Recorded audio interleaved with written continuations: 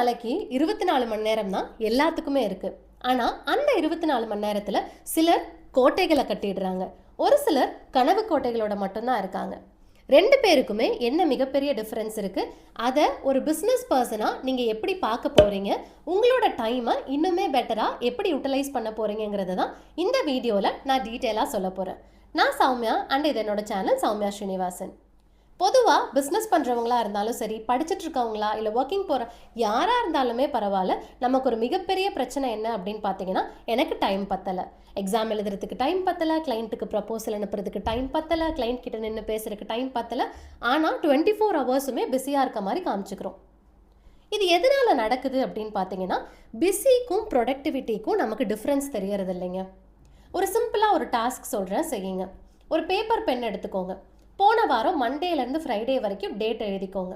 அதுக்கு பக்கத்தில் எவ்வளோ மணி நேரம் நீங்கள் அந்த அன்னைக்கு ஒர்க் பண்ணீங்கிறத மென்ஷன் பண்ணிக்கோங்க. அதுக்கும் பக்கத்தில் அந்த ஒரு நாளில் உங்கள் பிஸ்னஸ்க்கு எவ்வளோ வருமானம் வந்திருக்கு அப்படிங்கிறதையும் எழுதிக்கோங்க. இப்போ அந்த வருமானத்தை உங்களோட ஹவர்ஸ்னால டிவைட் பண்ணுங்கள். இப்போ எனக்கு ஒரு நாளைக்கு 5000 ருபீஸ் வருமானம் வந்திருக்கு, அந்த அன்னைக்கு நான் 8 மணி நேரம் ஒர்க் பண்ணியிருக்கேன் அப்படின்னா 5000 டிவைடட் பை 8ன்னு போடுங்க. உங்களுக்கு ஒரு ரூபா வரும், பார்த்துருக்கீங்களா? அதுதான் உங்களோட ஒரு மணி நேரத்தோட மதிப்பு. நிறைய பேருக்கு அந்த ஆன்சர் ஷாக்கிங்காக இருந்திருக்கும். சிலருக்கு 100 ரூபாய் வந்திருக்கும், 80 ரூபாய் வந்திருக்கும், 20 ரூபாய் வந்திருக்கும், சிலருக்கு 0.00 கூட போகிறதுக்கு வாய்ப்புகள் அதிகமாக இருக்குது. இதுதான் உங்கள் ஒரு மணி நேரத்தோட மதிப்பு. ஆனால் அந்த அன்னைக்கு உங்கள் ஒய்ஃப் கிட்ட பேசியிருக்க மாட்டீங்க, உங்கள் ஹஸ்பண்ட் கிட்ட பேசியிருக்க மாட்டீங்க, டிஸ்டர்ப் பண்ணாதுன்னு சொல்லி குழந்தைய திட்டிருப்பீங்க. இது எல்லாமே நடந்திருக்கும், ஏன்னா நீங்கள் பிஸியாக இருக்கீங்கன்னு நினச்சிட்டு இருக்கீங்க. இப்போ இதுதான் அந்த பிஸிக்கும் ப்ரொடக்டிவிட்டிக்குமான டிஃப்ரென்ஸ். அந்த வேல்யூ டிவைட் பண்ணி வர வேல்யூ அதிகமாக இருக்க பட்சத்தில் நீங்கள் உங்களோட டைமை பர்ஃபெக்டாக யூஸ் பண்ணிகிட்ருக்கீங்கன்னு அர்த்தம். அந்த பர்ஃபெக்ஷனை எப்படி கொண்டு வரது அப்படிங்கிறதுக்கான குட்டி குட்டி டிப்ஸ் அண்ட் ட்ரிக்ஸ் தான் இந்த வீடியோவில் நான் உங்களுக்கு சொல்ல போகிறேன். ஃபர்ஸ்ட் விஷயம் என்ன அப்படின்னு பார்த்தீங்கன்னா, MIT method. MIT, most important task. அப்படின்னா என்னன்னு கேட்டிங்கன்னா, மோஸ்ட்லி இப்போ நம்மள பல பேர் ஜேர்னல் பண்ண ஆரம்பிச்சிட்டோம், இல்லைனா டு டூ லிஸ்ட் போட ஆரம்பிச்சிட்டோம். காலையில் எழுந்திரிச்சா இன்றைக்கி இதெல்லாம் பண்ணணும், இதெல்லாம் பண்ணணும்னு. அந்த டு டூ லிஸ்ட் போடுறதுல நம்ம மனசில் ஒரு விஷயம் நெகட்டிவ் ஆயிடுதுங்க. எத்தனை முடிச்சிருக்கோங்கிற சந்தோஷத்தில் நம்ம டிக் அடிப்போம் பார்த்தீங்களா, அதில் முக்கால்வாசி பெருசாக தேவையில்லாத, பெருசாக இம்பேக்ட் க்ரியேட் பண்ணாத வேலைகள் எல்லாத்தையும் முடிச்சுட்டு, பரவாயில்ல நிறைய முடிச்சிட்டோம், 1-2 தானே மீதி இருக்குது, நாளைக்கு பார்த்துக்கலான்னு விடுவோம். ஆனால் அந்த 1-2 தான் அந்த நாளுக்கான முக்கியமான வேலையாக இருந்திருக்கும். ஸோ உங்களோட டு டூ லிஸ்ட்டை பிளான் பண்ணுறதுக்கு இந்த MIT மெத்தடை யூஸ் பண்ணுங்கள். நீங்கள் என்ன டு டூ லிஸ்ட் வேணால் எழுதிக்கோங்க, அதில் டாப்பில் MIT அப்படின்னு போட்டு 3 இம்பார்ட்டண்ட் விஷயங்களை எழுதுங்க. இந்த நாளில் இந்த 3 விஷயங்களை நான் கண்டிப்பாக செஞ்சே ஆகணும். இன்றைக்கி என்னோட ஜேர்னலில் என்ன இருந்தது அப்படின்னு பார்த்தீங்கன்னா, இன்றைக்கி லாங் வீடியோ ஒன்று ஷூட் பண்ணியே ஆகணும். ஏன்னா ஆஃப்டர் அ பிரேக் நம்ம ஷூட் பண்ணுறோம், ஒரு 10 நாள் நம்ம வீடியோ போடலை, இன்றைக்கி ஒரு லாங் வீடியோ நம்ம ஷூட் பண்ணியே ஆகணும். அது கூட ஒரு 10 ஷார்ட்ஸ் பிளான் பண்ணி அதையும் ஷூட் பண்ணி ஆகணுங்கிறது என்னோட MITயில் டாப் 2 ப்ரியாரிட்டி டாஸ்க்காக இருந்தது. அது கூட சேர்ந்து மற்ற விஷயங்கள் லைக் கிளைண்ட் கால் எடுக்கணும், சிலபஸ் டிசைன் பண்ணணும், அதெல்லாம் செகண்டரி டெர்ஷரி விஷயங்களாக தான் இருந்ததே ஒழிய, இது ரெண்டையும் ஃபர்ஸ்ட்டில் வச்சுருக்கப்ப என்னதான் மற்றது முடித்தாலுமே ஃபர்ஸ்ட் 2 பெண்டிங்கில் இருக்குன்னு உறுத்திக்கிட்டே இருக்கும். ஆட்டோமேட்டிக்கலி நீங்கள் அதை எடுத்து பண்ணிடுவீங்க. செகண்ட் விஷயம் என்ன அப்படின்னு பார்த்தீங்கன்னா, உங்களோட டைம் அசைன்மெண்ட்டை டீட்டெயில்டாக பண்ணுங்கள். டைம் அசைன்மெண்ட்டா அப்படின்னா என்ன? இப்போ ஒரு நாளைக்கு 9 to 10க்கு நான் இது பண்ணணும், மத்தியான நேரத்தில் இது பண்ணணும், சாயந்தர நேரத்தில் இது பண்ணணும்னு சொல்லி பிளான் பண்ணுறீங்க இல்லையா, அதை ப்ராப்பராக பண்ணுங்கள். ஃபார் எக்ஸாம்பிள், நீங்கள் உங்களோட பிஸ்னஸ்க்கு டிஜிட்டல் மார்க்கெட்டிங், இல்லைனா கான்டென்ட் கிரியேஷன், வீடியோ ஜெனரேஷன் இதெல்லாம் பண்ணணும்னு நினைக்கிறீங்கன்னா அதை எல்லாத்தையும் காலையில் டைமில் வைங்க. ஏன்னா காலையில் நம்மளோட க்ரியேட்டிவ் மைண்ட் செட் சூப்பராக வேலை செய்யும், ஃப்ரெஷ்ஷாக இருப்போம், அந்த நாளில் நம்மளை யாரும் பெருசாக அப்செட் பண்ணியிருக்க மாட்டாங்க. ஸோ க்ரியேட்டிவ் ப்ராசஸ் டிஃப்ரெண்ட்டாக எப்படி யோசிக்கலான்னு வந்துகிட்டே இருக்கும். அதே மாதிரி உங்களோட ஆஃப்டர்நூன் டைம்ஸை மோஸ்ட் ப்ராபப்ளி மீட்டிங்ஸ்க்கு ஸ்கெட்யூல் பண்ணுங்கள். அது இன்டர்னல் மீட்டிங் வித்தின் த கம்பெனியாக இருக்கலாம், இல்லை கிளைண்ட்டை பார்க்க போகிறது வர்றது, ஆன்லைன் மீட்டிங், இப்படி எதுவாக வேணாலும் இருக்கலாம். ஏன்னா ஆஃப்டர்நூனில் நம்ம கொஞ்சம் டயர்டாகும், அந்த டயர்ட்னஸை போக்குறதுக்கு நம்ம இன்னொரு பர்சன் கிட்ட பேசுகிறப்ப எனர்ஜி லெவல்ஸ் ரைஸ் ஆக ஆரம்பிச்சிடும். ஈவினிங் நீங்கள் கடையை க்ளோஸ் பண்ண போகிற டைமில், இல்லை உங்களோட 9 to 5 ஸ்லாட்னா 5 o'clock முடிய போகிற டைமில் இமெயில்ஸ்க்கு ரெஸ்பான்ஸ் பண்ணுறது, அதே மாதிரி ஏதாவது குவரிஸ் மிஸ் பண்ணுறீங்கன்னா அந்த டேவோட மெசேஜஸ், கமெண்ட்ஸ் இதுக்கெல்லாம் ரிப்ளை பண்ணுறது, இதையெல்லாம் உங்களோட ஈவினிங் ஹார்ஸில் வைங்க. ஏன் அதை ஈவினிங் ஹார்ஸில் வைக்கிறோன்னு பார்த்தீங்கன்னா, அந்த நாளில் ஏதாவது கமெண்ட் மிஸ் ஆகாமல் இருக்கா, ஏதாவது என்கொயரியை நம்ம மிஸ் பண்ணியிருக்கோமா, ஏதாவது இமெயிலுக்கு ரிப்ளை பண்ணாமல் விட்டுருக்கோமான்னு சொல்லிட்டு அந்த இம்பார்ட்டண்ட் விஷயங்கள் எல்லாத்தையும் க்ளோஸ் பண்ணிவிட்டு அந்த டேவை நம்ம முடிப்போம். நெக்ஸ்ட் முக்கியமான விஷயம், இது உங்களோட ஸ்கூல்லையோ காலேஜ்லேயோ நீங்கள் படிச்சிருக்கிறதுக்கு வாய்ப்பு இருக்குது. 80-20 ரூல். 80-20 ரூல் அப்படின்னா என்னன்னு கேட்டிங்கன்னா, நீங்கள் செய்யக்கூடிய வேலையில் ஒரு 20% வேலை இருக்கு இல்லைங்களா, அதை செஞ்சிங்கன்னா உங்களுக்கு 80% ரிசல்ட் கிடைக்கும். ஒரு நாளைக்கு நீங்கள் 10 மணி நேரம் ஒர்க் பண்ண போகிறீங்க. அந்த 10 மணி நேரம் நீங்கள் ஒர்க் பண்ணால் உங்களுக்கு 1000 ரூபாய் கிடைக்கிதுன்னு வைங்க. ஒரு எக்ஸாம்பிளுக்கு சொல்கிறேன்.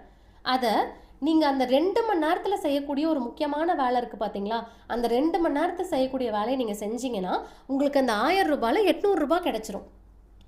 மீதி 6 மணி நேரம் இல்லை 8 மணி நேரம் நீங்கள் செய்யக்கூடிய வேலைக்கு வெறும் 200 ரூபாய் தான் கிடைக்கும். அந்த மாதிரி ஒரு ரூல் இருக்குது. அதுதான் 80-20 நம்ம சொல்கிறோம். அதாவது நமக்கு பெரிய இம்பேக்ட் பண்ணக்கூடிய விஷயம் வந்துட்டு சின்ன வேலையாக இருக்கலாம், இல்லை ஒரு முக்கியமான மீட்டிங்காக இருக்கலாம், இல்லை ஒரு முக்கியமான வீடியோ ஷூட்டாக இருக்கலாம். அதை பிளான் பண்ணி சீக்கிரம் பண்ணுறதுக்கு பாருங்கள். அதை டயர்ட் ஆனதுக்கப்புறம் பண்ணீங்க அப்படின்னா அதுக்கான ரிசல்ட் கிடைக்காது. ஃபார் எக்ஸாம்பிள், இப்போ நான் டிஜிட்டல் மார்க்கெட்டிங் ட்ரெயினராக இருக்கேன். என்னோட கிளாஸஸ்க்கு ஆன்லைன் செஷன்ஸ்க்கு ஸ்டூடெண்ட்ஸ் வரணும்னு நான் நினைக்கிறேன் அப்படின்னா அதுக்கு என்னோட இந்த வீடியோஸ் தான் மஸ்ட்டு. இந்த வீடியோ ஷூட்டிங் ப்ராசஸை அப்புறம்னு சொல்லி நான் தள்ளி போடுறப்ப, இல்லை என்னோட மெயிலெல்லாம் நான் பார்த்துட்டு இதுக்கு நான் வரேன், மற்றதெல்லாம் முடிச்சுட்டு நான் இதுக்கு நான் வரேன்னு நினைக்கிறப்ப ஆல்ரெடி அந்த 80% ஆஃப் த ஜாப் என்னை டயர்ட் ஆக்கிரும். இந்த 20% வேலையை என்னை செய்ய விடாது. ஸோ ஜஸ்ட் இந்த 15 நிமிஷத்தை என்னோட டேவோட ஸ்டார்டிங்கில், இல்லை நான் ரொம்ப எக்ஸைட்டடாக இருக்க டைமில் அதை நான் பண்ணி முடிச்சிட்டேன் அப்படின்னா அந்த நாளோட 80% ஆஃப் த ரிசல்ட் வந்து எனக்கு இந்த ஒரு வீடியோ மூலமாக கிடைச்சிரும். நெக்ஸ்ட் விஷயம் என்ன அப்படின்னு பார்த்தீங்கன்னா, single tasking versus multi tasking. குறிப்பாக லேடிஸ் வந்து மல்டி டாஸ்கிங்கில் எக்ஸ்பர்ட் அப்படின்னு சொல்லுவாங்க. ஒரு பிஸ்னஸ் பண்ணுறவங்களும் அதே மாதிரி தான் இருக்கணும்னு சொல்லுவாங்க. ஆனால் நான் கொஞ்சம் டிஃப்ரெண்ட்டாக உங்களுக்கு சொல்கிறேங்க. மல்டி டாஸ்கிங் பண்ணுறப்ப அந்த ஒர்க்கோட குவாலிட்டி பிஸ்னஸில் குறையறதுக்கு வாய்ப்பு இருக்குது. ஏன் குறையும்னா, ஒரு அம்மா குழந்தைக்காக மல்டி டாஸ்க் பண்ணுறப்ப குழந்தைங்கிறது அவங்களோட ப்ரியாரிட்டியாக இருக்கும். எந்த காரணத்தினாலையும் அதை விட்டு கொடுக்க மாட்டாங்க. ஆனால் பிஸ்னஸில் நம்ம ஒரு ஸ்பெல்லிங் மிஸ்டேக்கோட ஒரு மெயில் அனுப்புறதுக்கு வாய்ப்பு இருக்குது. இந்த பக்கம் ஃபோனை பார்த்துக்கிட்டே இந்த பக்கம் மெயில் பண்ணிங்கன்னா ஆப்வியஸ்லி ஸ்பெல்லிங் மிஸ்டேக் தான் வரும். கிளைண்ட் கிட்ட கால் அட்டன் பண்ணிக்கிட்டே மெயில் பண்ணுறப்ப கிளைண்ட் சொல்கிற முக்கியமான விஷயத்தை நம்ம மறக்கிறதுக்கான வாய்ப்பு இருக்குது. இப்படி ஏதோ ஒன்று நடந்திருக்கும்.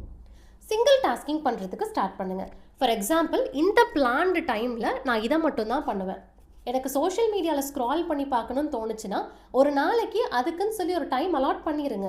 12லேருந்து 12:30 வரைக்கும் நான் ரீல்ஸ் பார்க்க போகிறேன். பார்த்துருங்க.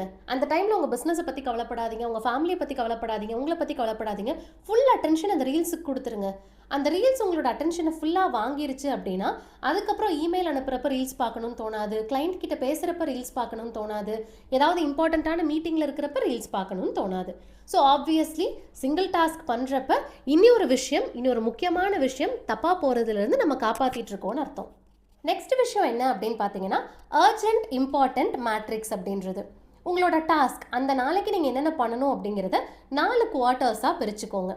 ஃபர்ஸ்ட் குவார்ட்டர் பார்த்தீங்கன்னா அர்ஜென்ட்டாகவும் இருக்கும், இம்பார்ட்டண்ட்டாகவும் இருக்கும். அதை நீங்கள் கண்டிப்பாக செய்து முடிச்சு தான் ஆகணும், வேறு வழியே கிடையாது.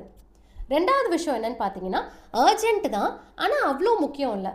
ஸோ நீங்கள் அதை என்ன பண்ணலாம், வேறு யாருக்காவது டெலிகேட் பண்ணி கொடுக்கலாம். நீங்கள் பண்ணுறதுக்கு பதிலாக உங்களோட டீம் மெம்பர்ஸோ இல்லை உங்களோட எம்ப்ளாயீஸோ யாராவது அதை பண்ணலாம். மூணாவது விஷயம் என்ன அப்படின்னு பார்த்தீங்கன்னா, ரொம்ப இம்பார்ட்டண்ட் ஆனால் அர்ஜென்ட் கிடையாது. அப்படி இருக்கிறத ஸ்கெட்யூல் பண்ணிடுங்க. நாளைக்கு இந்த டைமுக்கு பண்ணணும், நாளானைக்கு இந்த டைமுக்கு பண்ணணும், அடுத்த வாரம் இந்த டைமுக்கு பண்ணணுங்கிற மாதிரி ஸ்கெட்யூல் பண்ணிடுங்க. லாஸ்ட் விஷயம், இது அர்ஜென்ட்டும் கிடையாது, இம்பார்ட்டண்ட்டும் கிடையாது. அதை அந்த டேலேருந்து எலிமினேட் பண்ணிடுங்க. இதை நீங்கள் பண்ணுறப்ப அந்த வேஸ்ட் டைம் வந்துட்டு உங்களுக்கு ரொம்பவே சேவ் ஆகும். அதே சமயத்தில் ரொம்ப ரொம்ப முக்கியமான விஷயத்தை நீங்கள் கற்றுக்குவீங்க. அதுதான் டெலிகேஷன் அப்படின்றது. டெலிகேஷன் அப்படின்னா என்னென்னா, அந்த ஒர்க் வந்து அர்ஜென்ட் தான் ஆனால் முக்கியமான ஒர்க் இல்லை, நான் அந்த இடத்துல இருக்கணுங்கிற அவசியம் இல்லை அப்படின்னு வரப்ப உங்கள் மேனேஜரை நம்பி இல்லை உங்களோட சீனியர் அஃபீஷியல்ஸை நம்பி உங்களோட டீமை நம்பி அந்த ஒர்க்கை ஒப்படைப்பீங்க. அவங்களும் ஒரு பொறுப்பு வந்ததாக ஃபீல் பண்ணுவாங்க, கம்பெனியில் ரொம்ப இன்வால்வ்டாக நினைப்பாங்க. அதே சமயத்தில் உங்களோட பர்டனும் ரெடியூஸ் ஆகிறதுக்கு ஆரம்பிக்கும். இந்த டெலிகேஷனை நிறைய பிஸ்னஸ் ஓனர்ஸ் பண்ணாமல் இருக்கிறதுனால தான் ரொம்ப பர்ன் அவுட்டாக, எப்பயுமே டயர்டாக, எப்பயுமே எக்ஸாஸ்டடாக இருக்கிறதுக்கான முக்கிய ரீசன். நெக்ஸ்ட் விஷயம் என்ன அப்படின்னு பார்த்தீங்கன்னா, சிமிலர் டாஸ்க்கை குரூப் பண்ணி ஒரே டைமில் முடிக்கிறதுக்கு பாருங்கள். இப்போ ஃபார் எக்ஸாம்பிள், நான் ஆல்ரெடி சொன்ன மாதிரி இன்றைக்கி கிட்டத்தட்ட 8 ஷார்ட் வீடியோஸ் எடுத்திருக்கேன், ஒரு லாங் வீடியோ எடுத்திருக்கேன்.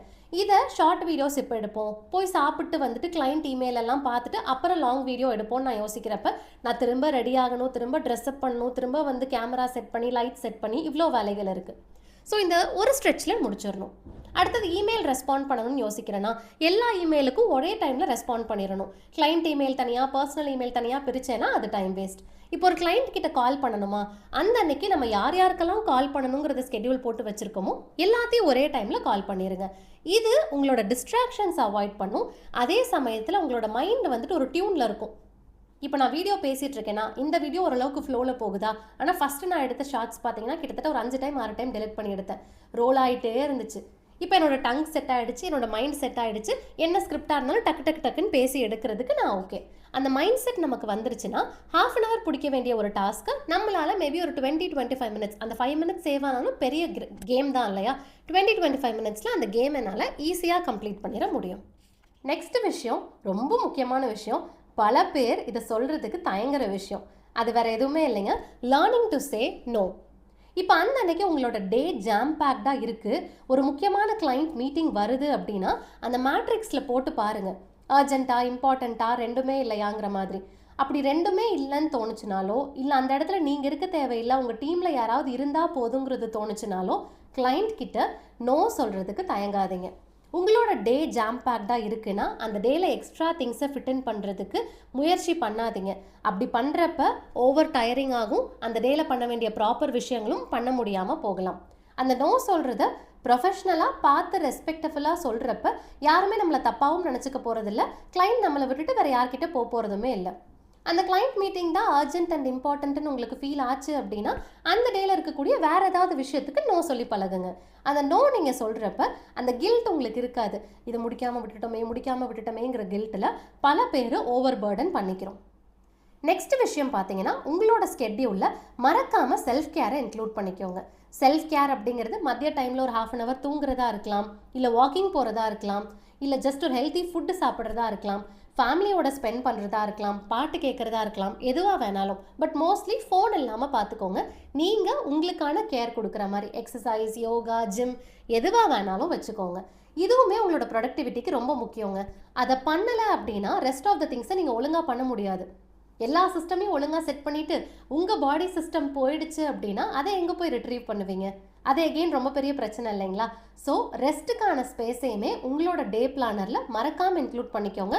அதுக்கு நோ சொல்லாமல் ப்ராப்பராக ஃபாலோ பண்ணிங்க அப்படின்னா மற்ற டாஸ்க்கை நம்மளால் கரெக்டாக பண்ண முடியும்.